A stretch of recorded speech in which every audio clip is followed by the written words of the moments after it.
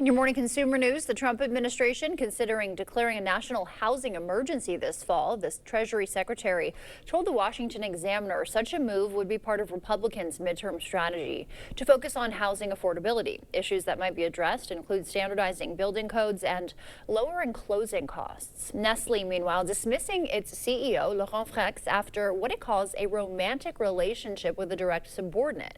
The internationally known food and beverage brand made that announcement Monday.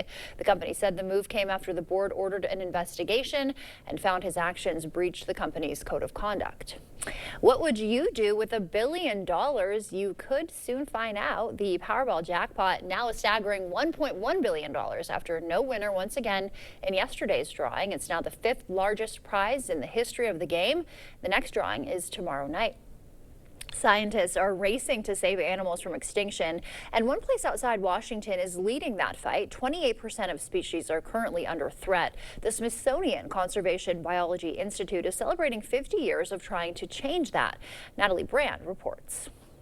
Tucked into the foothills of Virginia's Blue Ridge Mountain, spanning 3,200 acres, lives a collection of animals connected by a shared threat: extinction. I always say it takes a village to save a species. Part of that village exists here at the Smithsonian Conservation Biology Institute in Front Royal, where conservation biologist Mel Songer works with endangered and threatened species. Say, what are you doing looking at the kid?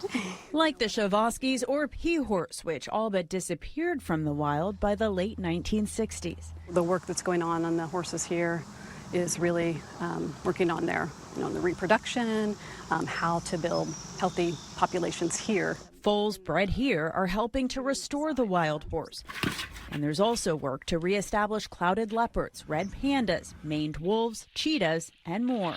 We're seeing species disappearing at 100 to 1,000 times the normal background rate. Anytime you take a species completely out of the ecosystem, you cause imbalance in that ecosystem. Carnivore curator Adrian Crozier says that's why the campus is also breeding the black-footed ferret.